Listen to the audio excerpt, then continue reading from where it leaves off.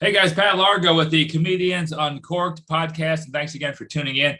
And we have a great one on today, man. This guy's here from the Tonight Show with Jay Leno, his own dry bar stand-up comedy special, the Netflix original hit series Real Rob, starring Rob Schneider, Mr. Jamie Lissow. Thanks for joining us. Good to be here, Pat. Good to see you, man. This is great. And I just thought of something, and I may be wrong, and if not, we'll still keep it in. Don't worry. But when I heard your name, and I see you now, and it was this one of the scenes in Real Rob. You were doing something, and I said, "Look at the guns on this guy." I'm talking about your arm, and I go, "Hang on a second." I went back to 2004. Did you ever do anything at a place called Side Splitters in Tampa? I did many times. Okay, that's what I thought, because I swear, again, this just came to me. That was back in my pot-induced days when I was in a bad, I was just having a lot of pot going on. And I signed up for, I think, a comedy class in 2004 with a guy, a dude's name with a shaved head. I can't think of his name right now. I need to remember. That was Bobby Jules' place. I remember that. Right, it used to be Bobby Jules. Right, now BC took it over. BT, I'm sorry, Brian Thompson, BT took it over. You're right, it used to be a Bobby Jewel place, but we were doing, I think, a comedy class, and we were in, it was maybe like a Sunday afternoon, and of course I was high, and it was about maybe 10 or 12 others, and it was a guy with a long, kind of bald with a long ponytail, trying to have us write jokes and give us your premises, and he'd throw out a subject, we write jokes, and then I think you were a special guest, because he said, "Hey, a big thank you to Jamie because he had shows last night or shows tonight, and he's here hanging out with us for a couple hours." Oh, yeah. And I bet that must have been you. It was probably me, dude. I always go to that stuff. Like if there's some kind of comedy class or something that weekend, I always go. I thought you were going to say about me working out. Like back in the day, I actually did this on the Tonight Show, and I did it at a bunch of clubs back in the day. My closing joke used to be, I used to do a joke about guys at the gym, and I would say, you know, they wear these tiny T-shirts so they look big or whatever. And I would go like, "God, you look huge, man. What's your shirt say? Daddy's Little Princess," right? Like I would do this joke that it was like a little kid shirt. Then at the end of the show, I would be like, "It's hot in here." And I'd take my shirt off and I would be wearing a Daddy's Little Princess shirt. Sure. Okay. That may have been one of the things you said. But all I know is when I turned to see you, I noticed your arm, because I'm like, I'm not used to the comics I used to, like in radio. You know, when I was in radio for many years here in Tampa, when I used to hang out with or interview certain comics, I knew their body type. So you were a different animal. I'm like, this dude works out. So I don't know. That was it. Just stuck to. So that was funny. So that was you then. That's awesome, man. So and then, I have a little bit of like, I'm glad I moved on from that joke. I remember this one time. This joke. It would kill. You know, it was silly, and it was like 15 minutes. So if I was headlining, I would do a half hour and then go, I got the shirt thing. I do that for 15 minutes. We're all good, whatever. And one day I was in Des Moines or something, one of those funny bones. And I used to have the shirt. I wouldn't wear it because it was so tight. I would keep it in my pocket or something, and then I would throw it on right before I went on stage. And I was in Des Moines headlining, and I was feeling pretty good. And then I went backstage, and I was getting ready, and I reach in my pocket, and I'm like, this fucking shirt fell out. Shirt is gone, which is like dropping. It's like you dropped 15 minutes of material. It'd be like losing your closing joke on the way to the venue. And so that day I was like, I can't be in a position where I rely on this. Like, dude, I worked with Jeff Dunham once, and 3 of his puppets got lost in luggage. Oh, damn. Yeah, he lost all he had was Peanut, and he had Walter's head. You know, Walter, the old guy. Walter's body had been left on a plane somewhere. So we did an entire sold out show with just one puppet, and then he held Walter's head on a stick. You could just see the strings and stuff. Jesus. He put something up in front of it, but he got off stage and said, "I'm never traveling without these guys like up above me on an airplane," and he never did again. Oh my! And I have to add, because that's an incredible thing right there, to have that type of act and literally not have the act that people are coming to see. Yeah. How did the crowd? I'm sure they probably still loved him. I mean, was the crowd cool with it? He did really well with the situation. He was also late to the club, so he had no time to prepare. The flight was late, the bags were late. So he did pretty good, but there was a few assholes at the end that were like, "I paid for Walter, man. Where's Walter?" Yeah. I guess, and that, you hope it didn't happen or it doesn't happen, but you kind of like, I'm on your side like 90%. I could see 10% where I'd be like, hey, where's the guy? Where's the old guy? Right, sure. But that is crazy. That's so funny. You see that, and people don't realize stuff like that. And I don't know about you, but I get so stressed out, especially day of shows. I psych myself out. Like I just think I'm not, I got to bring myself back up. And I always think about that. Supposing this joke that I just wrote that I like, that I know is going to work, suppose I forget it. Suppose I don't have just some notes on the way to the show. Suppose I misplace it. And I freak myself out for no reason at all. Yeah. But that's amazing stuff though. And I was leaning on this bit. I had just started headlining. It was a crutch. Like, yeah, it was like a big 15-minute thing. And so when I dropped it, it'd be like forgetting the last half of your act on the way to the show. Gone. Right. I Yeah, but it's like Metallica, not going Master of Puppets. Yeah. All right, we lost our instruments. How do we do this shit now? Yeah, I was working with a guy at the Stress Factory once, and he would I think he was my opener. Oh yeah, he was opening for me. And at the end of his show, he would do a song parody where he would sing like it was that Under the Sea, the Little Mermaid. Oh yeah. I don't even remember what the dumb parody was. It was like Under the Seat, like a weapon under a seat, and it was his big closer, and he was And I remember this one night, it was like the last show. He was like, okay, DJ, hit it for me. Silence. He's like, okay, I'm ready for you. Hit it for me. Play the music. Nothing. And then the DJ comes on and goes, yeah, dude, your CD looks like you burned it yourself. It's stuck in our CD player. Oh, we can't do you. And the guy goes, okay, good night, everybody. He just gets off stage. He didn't even try to do like other material. He just went, I needed that. I don't have it. He just got off stage. You just cut bait right there. It was out. That was it. That is funny, man. And I got so many questions, but I know you're busy. We'll keep it brief. First off, you live in Alaska. I read in Fairbanks. I do. I live in Fairbanks. Yeah. Because I ask because I don't know what I've done to make my girlfriend mad, but she's taking me to Anchorage, Alaska, in a few days. For what? Well, we're going on a plane with her mother. And we're meeting her sister and her brother-in-law who live in Anchorage. His job took him to Anchorage. And I've never been. I haven't been in Florida almost 50 years. So anything under 65, I put a sweater on. Okay. So I just bought $200 pair of waterproof boots yesterday. I guess we're going to be doing some outside walking somewhere. Okay. Anything I need to be scared of, aware of? Anchorage is not so bad. Like where I live in Fairbanks, that's the real extreme temperatures. Anchorage might not be that bad. You're going to be fine. Okay, good. With your boots. But yeah, like where I live is where it's 24 hours of darkness. Like Anchorage doesn't really get that much. Where I live, it's 24 hours of darkness. And I call my friends because I complain a lot. It's a long story, but I kind of got tricked into moving to Alaska and by an ex-wife. And so I complain. I call my friends. I go, dude, that's so depressing here. And my friend's like, come on, man, isn't Alaska beautiful? And I go, I don't know. It's fucking dark. I can't see anything. Maybe it is. See anything. I want to kill myself. I can't find a rope. Now, speaking of that, are you married now? I'm not married now. No. So I am all divorced. Oh man. So God, what's keeping you there? Kids? My children. Yeah. So I have 3 kids that live up there. So I go there all of the time. I spend. And you know how it is with comedy. Like it's not easy. It's probably the hardest place to keep everything going. But I'll say whenever you're thrown some kind of weird obstacle, like this is for sure an obstacle. It's funny how it all works out.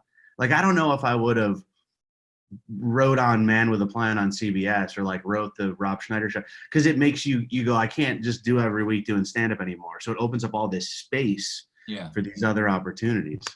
And that leads me to my next one. So, and thank you for the positive words about Alaska. I feel a little less scared about dying and stuff. Are you preparing any other part of your body or just your feet? Are you going to buy a jacket? No, I got some clothes that they gave me, I guess, from the previous guy who died while living in Alaska. I'm not sure I don't know the backstory, but they felt bad because I have like one just kind of a heavy coat down here in Florida that I wear, for our winter when it's a high of 50. So I'm bringing that. I got the thermals. I got the balaclava, whatever that thing is called, the mask. Yeah. I got some stuff, but I mean, they said, listen, man, just pack one bag. You're going to be fine. So I believe it. So, but no, I can't wait. Cause I mean, I know how beautiful it is there. So yeah. Anchorage is amazing. Cause Fairbanks, there's no water. There's no Wales, you can look at like where you're going. It's gonna be tight. It's gonna be a good spot. Oh, good. Okay, good to know. I appreciate that a lot. And then, yeah, now speaking of Rob and stuff, because I know you co-wrote this or co-write this too, right? The Real Rob Show on Netflix. Yeah. Yeah. And how long have you known Rob? I've known him for, it's probably been about 10 years now. I used to be a radio guy. Okay. Not unlike yourself. I was the comedian on a radio show. And then it was in Rochester, New York, which my first son was being born. And so I went home and took a job to be home and stuff. Okay. And Schneider called in one day. And I was a huge fan. And it was great. And he was hilarious. And I said something to him like, I'm a huge fan, whatever. I am a comedian. And he said, dude, what are you doing tonight? And I go, nothing. And he goes, why don't you come do a set at my show? And I was like, what? Okay. And so I go to this show. I meet Rob for like 2 seconds in the green room. I was like, oh, that was cool. And I thought I'd never see him again. He went back into his room. Yeah. And they go, yeah, you're going to open for Rob. They go, but we have this improv group that's going to go before you. And they're from the college. It was in college. Sure. They go, they've never done improv before, but we're going to let them go up and do some improv. Then you can go up. And I go, okay.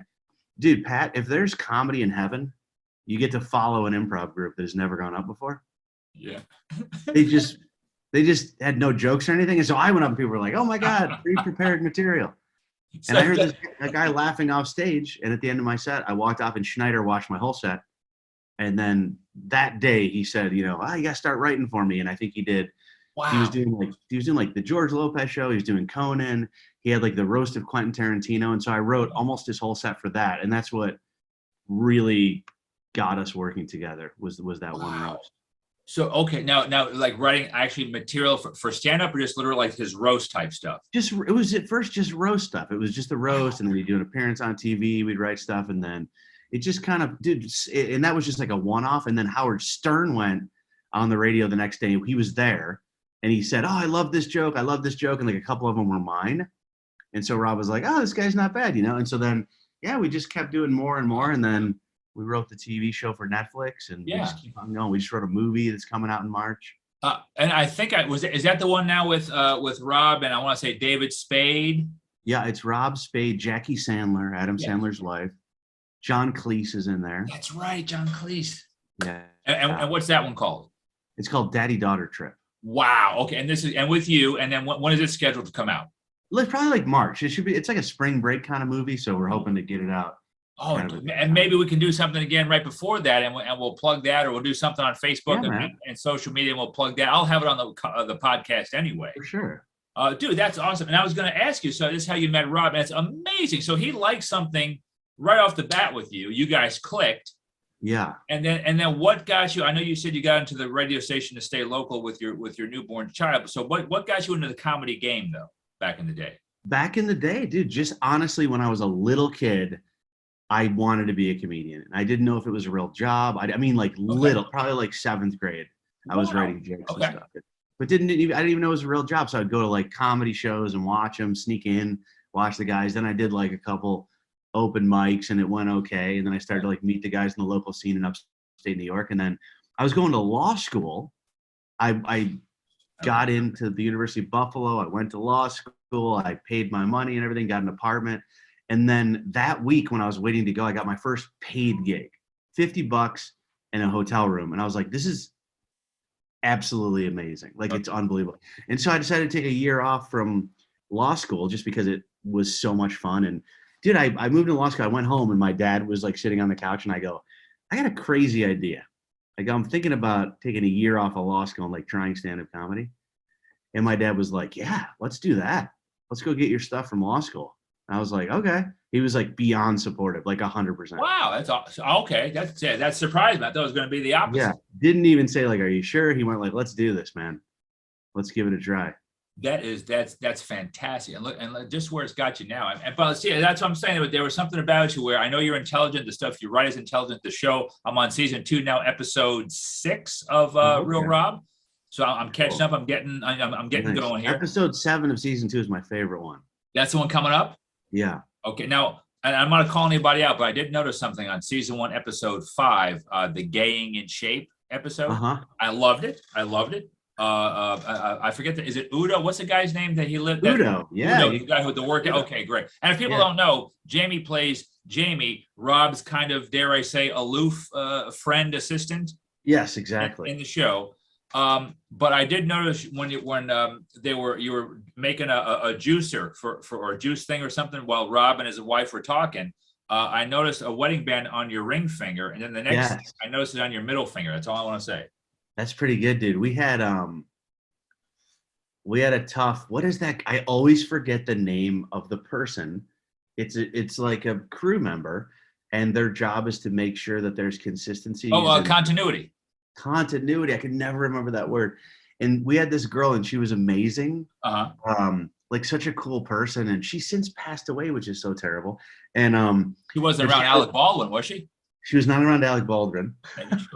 Sorry, that's horrible. But her continuity, she just had a little bit of trouble with the continuity. Like I remember one time, Rob was on. The scene was a party, and Rob was on the phone with me, and I was also behind him. Like he's supposed to be I'm not there. He's on the phone with me, and if you look, I'm also in the back playing with these kids, like right there. Now that is awesome. Yeah. No, but it happens, man. And I think during the funeral, she had a different color shirt on for the second half of the. I'm sorry. That's right. Yeah. Rest in peace. Oh yeah, my God, that's awesome. That right there is. Oh, another quick question. I just thought of this. Now, is that because I didn't research this one? Is that really Rob's real life wife? Yep, that's right. Yep, Patricia. Wow. Yep. Okay, because first off, I know her background, but she's a good actress. Yeah. And she's really, really attractive. She is. Yeah. She's a killer, man. She we wrote most of I would say season 2, me and her wrote pretty much the whole thing. Rob was very busy. Yeah, and he came in like at the end and fixed stuff, but geez. No, is she a comedian as well, or? She started in Mexico hosting. I think she was producing a couple shows in Mexico and then ended up like hosting a couple talk shows in Mexico. And I think that's how Rob met her. She was interviewing comedians and he was like one of her guests. Okay. Wow. There's gotta be something. Okay. Yeah. Cause I figured she had to be on TV, especially in Mexico. She has that look where she needs to be in front of a camera doing something. So that's amazing. That's good to know. I didn't know that. So that's cool. And then now are we going for season 3 on Real Rob, or like how do we have a contract, or is it do you see it going on as long as you want, or? It's hard to say. Like, let me turn off my text so people stop beeping me. Hold on 1 second. I don't know if you could hear that beep. It's that Comedians Uncorked little push we give you right there. Once people know you're live, even though you're not live, they just start bugging you. All right, I turned it off. I forgot the question. I forgot what I asked. What were we talking about? It was about something. Season 3 or something. How do you feel about that? Yeah, so like Netflix licensed the show from us, which means we own it, which is kind of cool. And so they just bought it to play it, and that runs out pretty soon. And so if they don't want to do season 3, which we don't think they necessarily want to, we can take all 3 somewhere else. And season 3 is already written. So it hasn't been filmed yet, but it's completely written. I have it on my computer right now. And so we're kind of hoping, we have a few people that heard that and contacted us. So we're kind of hoping we could do, season 3 and take all 3 seasons to some other, maybe like a smaller streaming service. Okay. Something where it could really stand out. And, Netflix is amazing, but you get those emails like, hey, there's 4,000 shows coming out tomorrow. We recommend for you. And you're like, okay. That's just it in this world, man. What we live in, right? It's just there's so much coming at us. Yeah. I didn't literally know about your guys' show until maybe about maybe 6 to 7 weeks ago. I didn't know. Yeah. I was just flipping through. I'm like, oh, I like this. Let me check it out. And then I just happened to see you. I do a segment on our podcast called Where They At, where I just do where comics are going to be playing in and around the Tampa Bay or Florida area, but then again around the country since we're around the world. And I just happened to do some clubs last weekend, and I saw you were at a club. I forget the name of the club in Michigan. And this was so nice about you. I just literally messaged you on Facebook. I said, hey, we're doing this podcast. I'm mentioning your show anyway, because we picked Michigan to do some shows on our podcast. Would you mind coming on? He's like, yeah, man, no problem. Really? Yeah. I did one night stands in Waterford that's owned by a buddy of mine, this really, really funny comedian, Mike Green, that retired from comedy to open a club. It's a great place. Cool. One night stand. Oh, that's awesome. That's good to know. Yeah. I'll have to get with you. Maybe I could, I don't know. I just want to do 15 minutes. That's all I want to do. Yeah, dude. Get in there, man. I'll show them what I can do. Get in there, dude. Yeah, it's funny with Netflix. Like the first time I ever really caught up to Netflix was like the pandemic, where I finally saw all the shows people would bring up to me. I watched everything, dude. Pat, I watched season 2 of that Yule Log Fireplace. I love it. It just always seems the same to me, but it makes me feel good. Season 2 has great writing. I watch it with closed captions. It just says crackle, crackle. That's right. That's right. I've seen it all. Well, you're not as broke as me, because I used to wait when I had Sling, the Sling channel. When they would give us, before I dropped it, of course, I can't afford $35 a month or the orange and blue package, whatever it was. I would wait for like a free HBO weekend. They would give you like a free HBO or something weekend, and I would like binge all of the like the Ballers episodes with The Rock. I would try to get as many shows in before I knew it was going to be down to the last minute before they cut it off. And that's how I caught up on things. That's how poor Pat is in Pasco County, Florida. But no, that's really, I'm happy. Now, do you find it hard though to do the writing for the show? And I know you got season 3 in the can, but then you also have a movie coming out and doing stand-up and other TV shows. Is there a protocol, or are you able to do them all kind of simultaneously? Like I see some of these other guys and girls doing that. They're everywhere. Yeah, I think it's a real advantage too. Well, the first thing is, if you do just stand-up, it's a lot of pressure because you have to book 50 headlining weeks a year. If you just write, it's also a lot of pressure because you have to find these writing jobs, which are so coveted and so difficult to get sometimes. But if you act, do stand-up, write, I act, I do stand-up, I write, but I also do like punch-up, which I consider slightly different. And if you do 4 things, you can always work, and you don't have to be like the number one guy in your field. There's always something to do if you do well. And I'm a kind of guy that I go kind of crazy, like on the road when I'm alone. And so like I was at One Night Stands, and you just work at night. And so I got a gig doing punch up for a new CBS show. And like, that's what I did during the day. And without that, I almost can't make it through the week. It's just too much time. And so that's why I say yes to podcasts. Like I know a lot of guys don't do. I need to like do something every day. Like talking to you, it's fun. And then I think our brains get working, and then you go do your next thing. It's like a good way to wake up, talk to somebody about comedy and make a couple jokes. I just think we got to be doing that. For me, I have to do that almost all day, every day, or start to get like depressed and shit like that. It helps me keep busy. It's funny you said it, because I agree. Because when I'm feeling like kind of, in that lugubrious type mood, like I said, I'll just be in a negative mood. I'll wake up or there's something going on. I just feel blah. If I watch stand up or I'm just with someone talking about just anything, it could be my local firefighter neighbor. We're talking about fire engines. I'm like, I'm feeling good now. I'm ready to do something creative now. So you're right. Just keeping yourself active. I agree with you on that, man. Yeah, you made me think of something too. Like we all have those friends who we call, and when we hang up, we feel better. Yeah. And then you have those friends where you call and you wake up and you feel tired and worse somehow. And so I started really making a rule that I don't want to like not be friends with certain people anymore. But I have a rule where if I got to go a month and I only can talk to the people that I make them feel better, we hang up and want to go create something and do something, we're happy for each other, I can only have conversations with those types of people. It just doesn't work for me. Or else, you know how it is, like you talk to a buddy and all they do is complain, and you try to help or be positive, and then they're negative, and then you hang up, and the next hour of your day's ruined, and you're in a weird state of mind. We just don't have time for that shit, man. You're exactly right. My circle of friends, I've always had a small circle anyway, but social media has done that to me now. I'm almost exclusively just promoting shows and podcasts on stuff now, because I just, how when you're just scrolling through, you feel, hey, it's my anniversary, hey, it's my birthday, and then some guys goes, it looks like I got cancer. You go, oh, Jesus Christ, how am I supposed to come back from that now? And I just read, I know he or she's, they want support, and I'll give them that little care emoji and say, I love you, whatever I can do.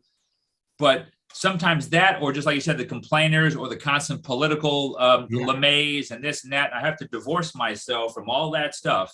Certainly. Yeah. Social media is it's sort of, if you don't cultivate it, it's handing over control of your state of mind to something else. Like you don't know what you're going to see that's going to, even if it is that you feel sad for somebody, but I want to do that when I'm in that type of mindset. Like if a friend texts me like something really bad's going on, I love to talk to that guy, but it's sort of, you want to be prepared. You don't want to just be about to do a comedy show and then you're scrolling through and you're pissed off about everything. Right. Just mad, pissed off. And there's a Google Chrome extension that you can click on. It gets rid of politics on your feed. Really? Yeah, there's a Google Chrome extension.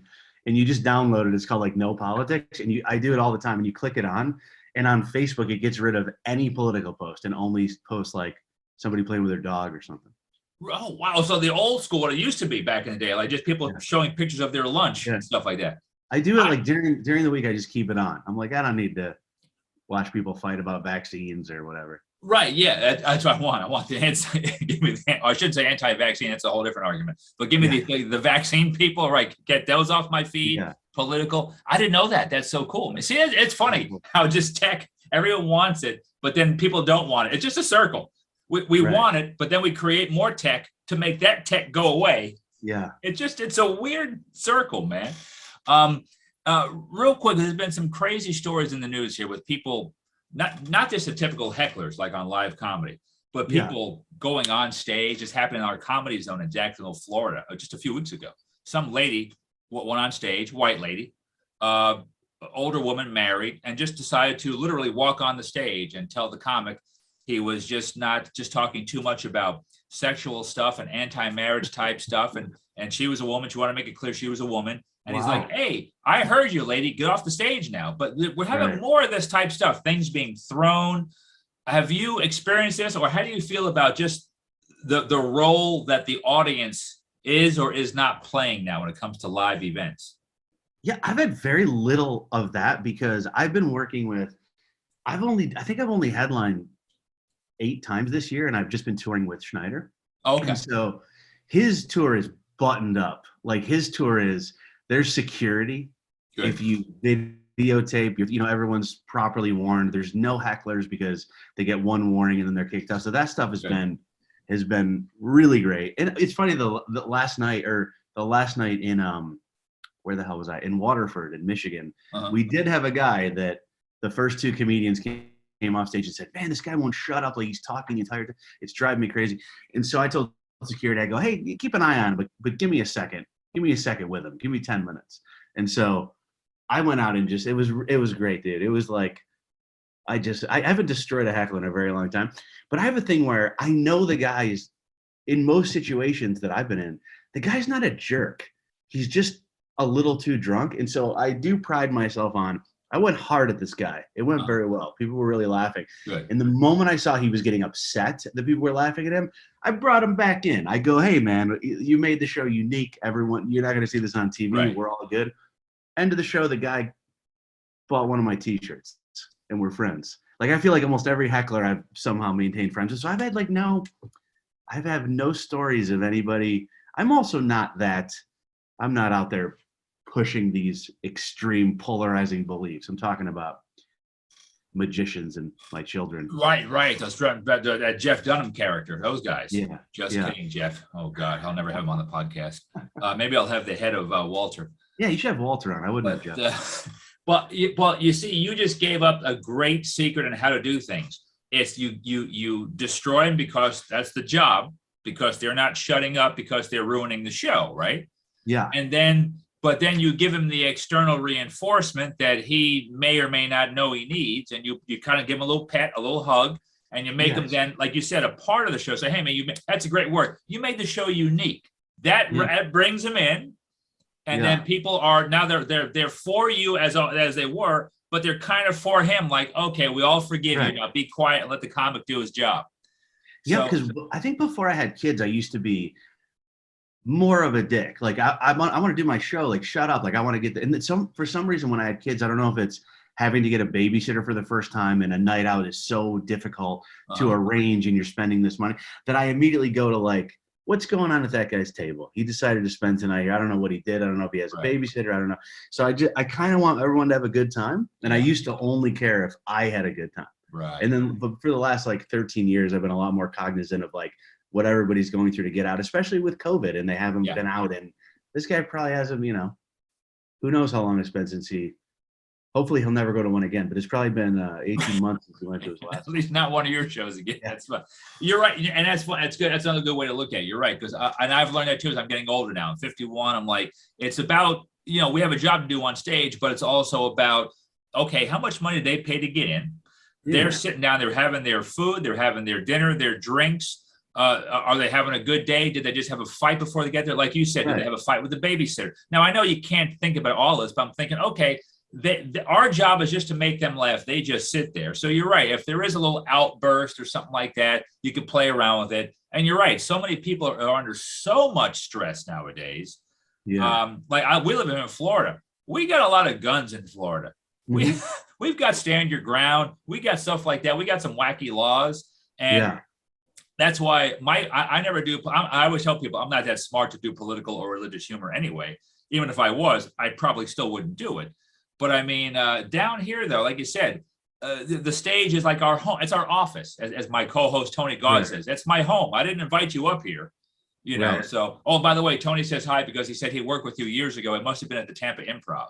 In Florida. Yeah, it's funny. After you said that, I looked him up. I was like, I remember that guy. So he said howdy. So we'll be talking about this a little later on. So, but listen, man, I'll give you just a quick, easy one. We've been asking people, and this is I don't know, kind of a fun one. But if anything, what do you want for Christmas? What do you want for Christmas of 2021? It's a really good question. I feel like I have everything I need. Honestly, this is going to be the I was going to use an inappropriate word. This is going to be like a goofy answer, but honestly, I've been traveling I normally get to Alaska pretty much every week, like every 2 weeks for a good stint. And I've been doing this new show on Fox News, even though I'm not very political, but I've been doing like the Greg Gutfeld show, and I just became a regular. So this month I'm out for 21 days in a row right now. Oh, wow. And so I'm going to New York City next week. I did it last Thursday. I'm going this week again to do it. I'm going to tape 2 more shows. My point being, my Christmas, I just want to hang out with my kids, and they don't have to give me anything. And I just want to like have some time with them. That's what I'm really looking forward to. And I'd like one of the kids to buy me those new Bose headphones. Yes, please, for God's sake. I wish we had that kind of budget on our show. We can give you a party gift like that. But so I'm hoping. I can't wait to hug my little one, and I hope he's holding Bose CQ55. Christmas Bose. No, wrong Bose. That's funny, and I appreciate you taking time. And real quick, where do you guys film? Is that in LA or Hollywood when you do the which one? Show? The Gutfeld? No, the Netflix show with Rob. Is that Hollywood? The Netflix show was we filmed in Florida. Have you ever heard of Full Sail University? Yes. We used we had no money because we made that show. Rob paid for the making of season 1 and then sold it to Netflix. So we got a bunch of students from Full Sail to help us out as like PAs and stuff like that. Wow. Okay. And then we did the second season was mostly LA and a little bit in Vegas. That's cool. I didn't know about that Full Sail. That's good. Well, big ups to Full Sail. We'll tag them in this thing. That's really cool. I'm friends with a lot of those guys. Yeah. And we're trying to get back into that acting thing. Years ago, like 30 years ago, man, we were big here. We were getting grants to people and bringing movie companies in and film companies. And then we got away from it for years. Now we're trying to reel them back in again because we've changed so much between going from urban, you go a few miles, it's totally rural. It's different types of landscape and stuff. So we're hoping to get those companies back again because we loved it years ago. It was just so great to see things being filmed in and around the area, you know? Yeah, dude, Full Sail was great. We did have this one guy. I would say 99% of the people we used were amazing. And this one time we had like a first AD, first assistant director who's in charge of coming up with a schedule every day. And this guy was just making so many mistakes, like just crazy mistakes, like having actors come 2 hours late and they should have been filming an hour ago. Like it was mistakes you can't make and film a TV show. Right. And so I remember they wanted me to talk to him because I was producing. And I said, yeah, dude, I'm like, it's all good, man. Let's just get somebody to help you. I go, we're not going to take your title away. We're going to give you the credit, but let's just get somebody to come in here and help you. And I go, how long have you been, like, what year are you at the school? Like, how long you been at, and he goes, oh, I teach, I'm the professor of, he was the teacher of the shit that he couldn't do. Right. Oh my God. I don't think you should be the professor. Dude, that's like being a bad parent, having kids. Yeah. Exactly. That's funny. Well, then again, it is Florida. So, I mean, I'm just saying that's what we just party here. It's all we do. And I couldn't fire him because he had 2 guns. So, and you didn't know which one, if it was really loaded or not. Yeah. You have no idea. That's funny. Now, when I was in Florida and someone cuts me off in traffic, I roll down the window and I give them a thumbs up. Everywhere else, it's a middle finger. Florida, I go, you did a great job. Way to cut me off. I tell you, you don't know down here. It's so scary, but welcome to the Sunshine State. But we're still good folks, though. but it's a weird thing, man. But listen, Jamie, I appreciate you taking time out, man. And this, like I said, is going to be coming out here shortly. Where are you going to be at this coming weekend, like the 18th and 19th? And then what's a good place? I'm going to look at my calendar because I want to tell you something, because I am going to be at the Raleigh Improv this weekend, cool, the 17th and 18th. But I wanted to tell you, I'm also going to be in West Palm at the Improv, January 14, 15, 16. I'll be at West Palm right there in Florida. And then we're hitting the Miami Improv in March. Cool. Now, is that going to be you or you and Schneider? Part of Rob's I Have Issues tour. So we'll be getting part of his tour. Dude, that's great. I wish you were hitting the Tampa Bay area, man. Yeah, nothing in Tampa yet, but we're adding things every week. That's bigger, so I'll keep an eye out. Otherwise, I'll see if I can do because I'm booked all the way in January and into February. But if I can come, God, I'd love to make one of those improv shows. If I can't, hopefully you'll book something in Tampa. I'll hit you up if we do. I'll let you know. That's really cool. And best way people can get a hold of you to watch you on TV and the show and the movies. What's the best way people can get a hold of you? So people never remember my name, and so my website is robschneidersfriend.com. That's right. I saw that. And I'm mostly on Instagram, but if you go to my website, that'll get you everywhere. And you're making sure don't you have a shirt that says that?